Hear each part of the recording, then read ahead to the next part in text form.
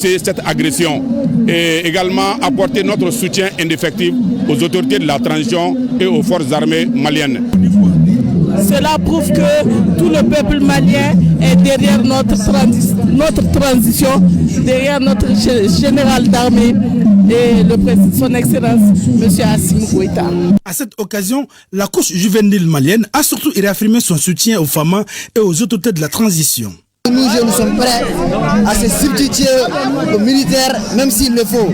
On défend le Mali, on condamne fort, haut et fort, l'agression de l'Algérie contre le Mali. Pour la jeunesse, nous savons que la jeunesse est majoritaire, c'est 65 ou même 70% de la population malienne. Donc ce qui fait que nous sommes mobilisés vraiment pour soutenir nos forces de défense et de sécurité et pour montrer aux autorités de transition qu'ils ont notre soutien et que nous sommes derrière eux. Aujourd'hui, nous sommes très contents, nous sommes très fiers, nous sommes très satisfaits de notre armée parce qu'aujourd'hui, l'armée malienne a fait une avancée considérable.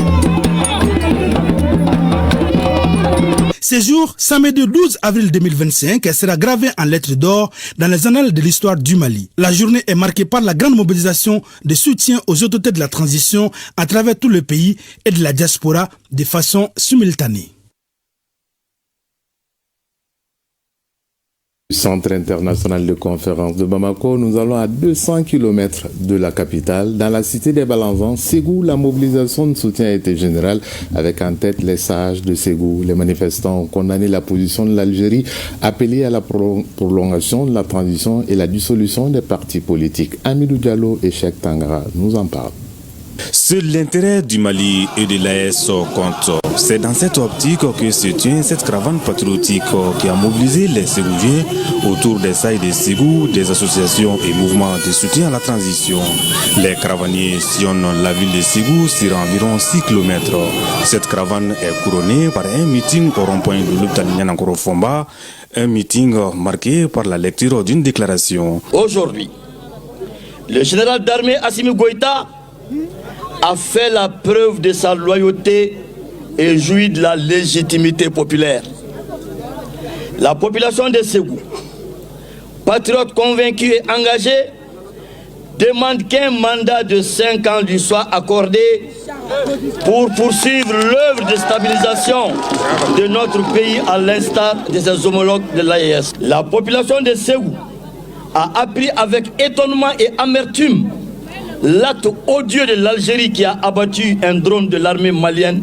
La population de Ségou condamne avec la dernière énergie cet acte de trahison et d'ingratitude qui confirme le parrainage du terrorisme de l'Algérie. Au cours de ce meeting, les différents intervenants, dont le représentant du Burkina Faso, véhiculent des messages. Mali, Burkina, Niger. Nous condamnons ce que l'Algérie a fait contre le Mali. Les populations de l'AES sont contre les partis politiques et nous demandons simplement leur dissolution.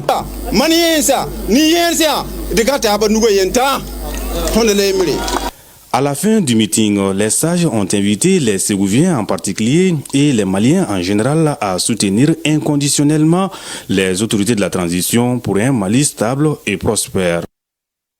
Sur un tout autre sujet, mais toujours dans nos régions, notamment dans le Mékétan à Koulikoro, deuxième région, et sans la 17e, les populations étaient face au Conseil économique, social, environnemental et culturel. Il s'agit pour les membres de la 7e institution du Mali de procéder au recueil annuel des besoins et préoccupations des populations de sang, la correspondance de Drissa Koné et Adama Traoré à Koulikoro. Après la rencontre avec les acteurs au niveau local, l'heure est à la synthèse régionale. Nous sommes venus à la synthèse régionale pour prendre en compte les préoccupations, les attentes et les problèmes de la société civile au niveau régional. Les problèmes qui requièrent peut-être une envergure régionale, il s'agit de recenser, de faire remonter à qui des droits. À ce qui concerne le service vétérinaire, il y a surtout le problème de l'insuffisance de personnel et il y a également l'absence d'un abattoir régional et les aires d'abattage au niveau des cercles et ils sont également restitués. Il y a également le départ précoce des animaux en transhumance, ce qui nous cause énormément de problèmes lors de la campagne de vaccination. Dans cet exercice, il s'agit d'actualiser le rapport 2024. Au niveau de notre région, nous avons évoqué quand même des problèmes cruciaux auxquels la jeune région de San est confrontée. Et ces problèmes seront recensés et recueillis par le Conseil et transmis à qui des droits pour la cause. Et aussi dire que toute la région de San est mobilisée autour de cet exercice, combien important pour nous. La délégation de la 7e institution du Mali dépêchée à San retourne très satisfaite des travaux. En initiant cette rencontre d'échange, il s'agit pour la mission du Conseil économique, social, environnemental et culturel de recueillir les difficultés et les problèmes auxquels les services techniques et les membres des organisations de la société civile de la 10e région sont confrontés. Pratiquement les services techniques qui ont été conviés par le gouvernorat ont répondu à l'appel. Les membres des différentes organisations ont également répondu à l'appel et chacun d'eux a contribué lors des débats pour qu'on puisse avoir une synthèse pour la région de Koulikoro qu'on peut apporter, intégrer dans le rapport global du Conseil économique, social, environnemental et culturel. Par cette démarche, les initiateurs entendent apporter des propositions, des solutions aux différentes préoccupations. Il s'agit de faire remonter ces doléances au niveau du chef de l'État. Donnons-nous la main, accompagner la transition pour qu'on puisse gagner ces différentes batailles qu'on vient de commencer. Et je pense et je suis sûr que nous pouvons si on est ensemble, Inch'Allah. Les autorités régionales ont tenu à exprimer leur satisfaction. Ce matin, nous nous retrouvons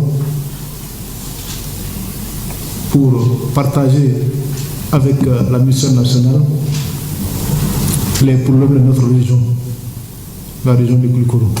Cette journée d'échange sur le recueil des besoins, des problèmes et attentes de la société civile dans la région de Koulikoro.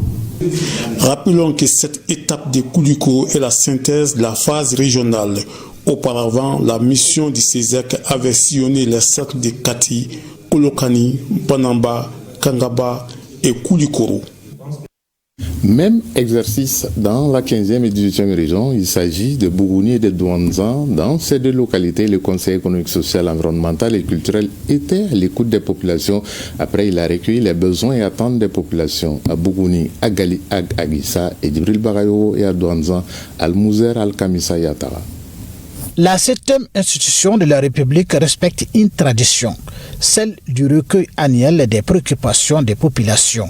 Et c'est la salle de réunion du gouvernorat de Bougouni qui a servi de cadre à la rencontre de synthèse des attentes recensées par des missionnaires du Conseil économique, social, environnemental et culturel qui ont sillonné certains cercles de la région. La synthèse qui va prendre en compte tout ce qui a été élaboré pendant la phase locale qui a concerné les cercles.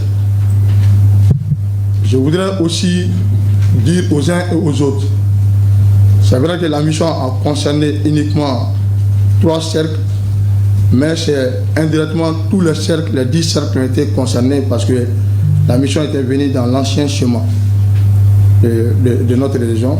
Les besoins sont là, c'est déjà l'effectivité de la région de Bougouni. C'est une nouvelle région et en installation, il y a beaucoup de services qui sont en attente d'être logés, d'être équipés et toutes ces attentes sont là et c'est des attentes qui sont communes dans pratiquement tous les cercles que nous avons visités. Les échanges avec les chefs de services régionaux et autres techniciens ont permis aux membres de la mission de peaufiner le document élaboré au niveau de la région. Un document dans lequel sont recensées des propositions de solutions aux attentes des populations de la 15e région. Le recueil, il est au finish transmis aux plus hautes autorités de la République du Mali, notamment le président de la transition, le président de la République ou le président de la transition, les présidents des deux parlements, suivant la constitution du 22 juillet 2023, et au chef du gouvernement, pour prendre connaissance de ses besoins et de ses attentes et voir dans la mesure du possible de l'État satisfaire ses attentes et ses besoins. La rencontre présidée par le gouverneur de la région a enregistré la présence des responsables des services et les préfets des 10 cercles de la région. Les intervenants et les administrateurs de la région de Douanza ont évoqué plusieurs thèmes de développement, visant à suggérer des activités clés pour la mise en œuvre de la 18e région.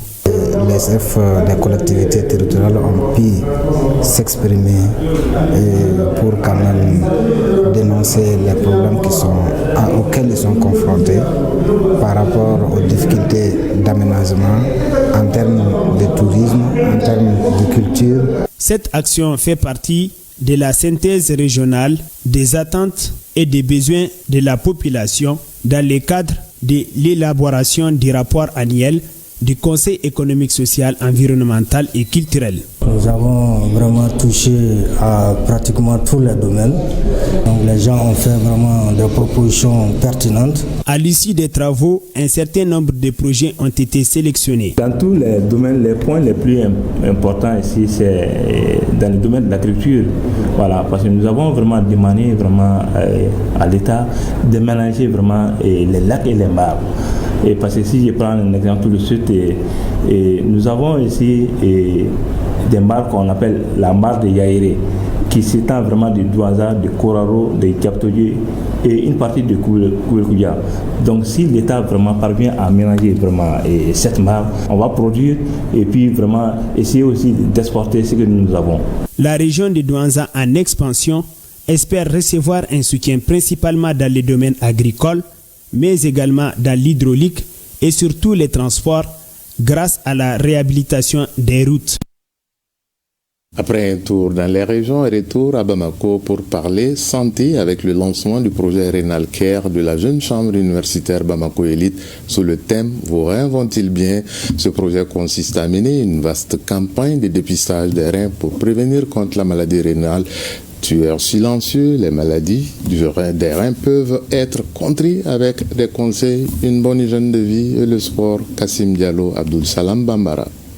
Promouvoir la prévention à travers les dépistages gratuits du cancer du sein et du col de l'utérus afin de lutter contre cette maladie. C'est à cela que s'attelle ce projet dénommé Cancerolove. Pour gagner ses paris, la jeune chambre universitaire Bamako Étoile demande un combat collectif pour l'atteinte des objectifs. Les cancers du sein et du col de l'utérus continuent à faire des victimes. Mais avec la sensibilisation, l'accompagnement et les dépistages précoces, nous pouvons changer les choses. Car le plus grand des biens, c'est la santé. Et mieux vaut prévenir que guérir. Du 11 au 18 avril, les habitants de Badjalan et environnants vont bénéficier du dépistage gratuit de cette pathologie grâce au concours de ce projet humanitaire qui vise à accompagner et sensibiliser la population contre les cancers du sein et du col de l'utérus. Nous sommes très heureux aujourd'hui pour cette initiative de cancer dépistage au sein de nos communautés ici. C'est un projet humanitaire, un projet citoyen qui montre également l'impact de notre organisation, qui est une grande fédération internationale de jeunesse auprès des communautés. Un projet articulé autour de 3 points, notamment la sensibilisation, la réparation, notamment à travers la prise en charge médicale, mais aussi l'appui psychosocial. Un projet qui cadre parfaitement également avec les nouvelles orientations de la GCI, qui depuis 2020 essaye de pouvoir répondre aux aspirations de population mondiale pour propulser une dynamique positive de lutte contre le cancer du sein et aussi le cancer du col de l'utérus. Les cancers du sein et celui du col de l'utérus sont considérés comme des obstacles à la santé de la femme. Les dépistages précoces a pour but de prévenir afin de lutter efficacement contre cette maladie. La campagne concerne les quartiers de Badjalan, Lafiabougou, Banangabougou, Sebeninkoro, Konatebougou et Kati. Diplomatie dans ce trésor, mais sous une autre forme. Et oui, on va vous parler de la diplomatie humanitaire. C'est le nouveau concept de l'ambassade de l'Afrique du Sud au Mali qui a créé un groupe dénommé Cercle des Amis de l'ambassade de l'Afrique du Sud au Mali, une plateforme basée sur la diplomatie et les relations interpersonnelles. Dans ce groupe se retrouvent les hommes des médias, les enseignants, les militaires, la société civile pour renforcer entre eux l'humanisme, la sociabilité et surtout l'entraide. Bokari Koulibaly nous parle de ce nouveau concept sud-africain. Un nouveau projet sud-africain au Mali vient de voir le jour. Il se nomme Cercle des Amis de l'ambassade d'Afrique du Sud au Mali. L'initiative émane de la dite ambassade et c'est pour renforcer les relations interpersonnelles entre Bamako et Pretoria. Un projet inspiré du concept Ubuntu, un concept qui prône l'humanisme, la sociabilité et l'entraide. L'objectif, c'est de renforcer la diplomatie interpersonnelle avec les différentes composantes de la société malienne. Comme vous le savez, au sein du groupe, il y a des hommes d'affaires, il y a des miniers, il y a les représentants de la police et il y a aussi les représentants des universités. Et donc il y a beaucoup de composantes de la société malienne. Cette initiative qui participe du brassage entre Maliens et Sud-Africains est bien accueillie par les membres du groupe. Occasion pour certains d'émettre quelques attentes.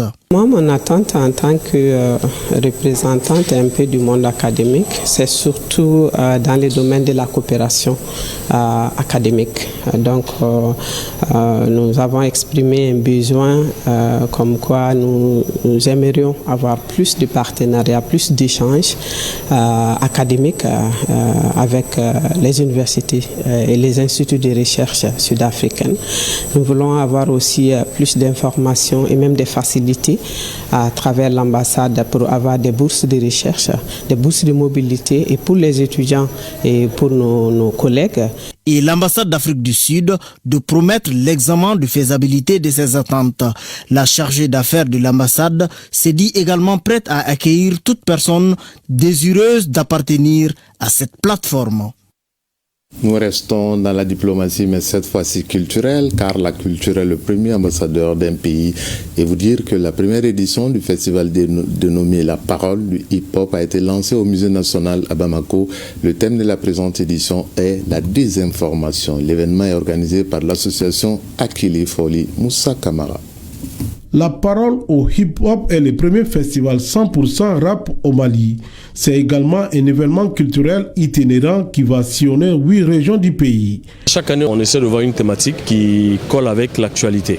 On a touché à pas mal de thématiques. On a vu que la désinformation, c'est une thématique qui touche beaucoup, surtout les jeunes. Il faut les informer.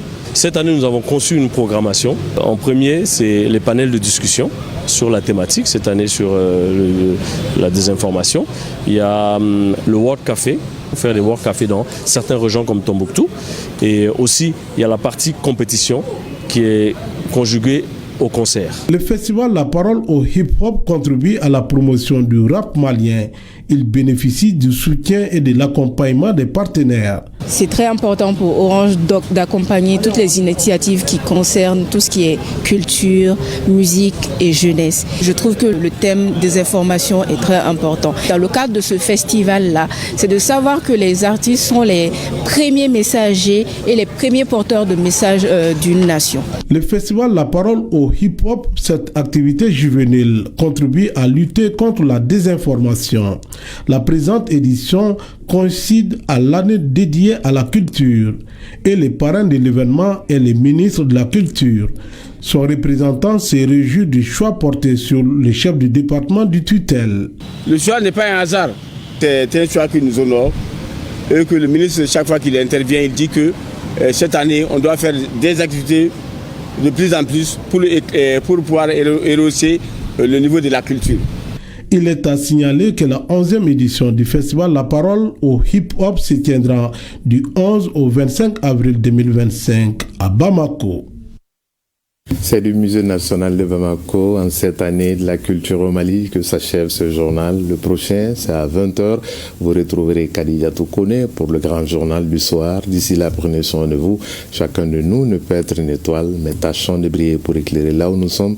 Bonne suite de programme en compagnie de RTM1. Bon après-midi dominical et bonne semaine à venir à toutes et à tous et à très bientôt.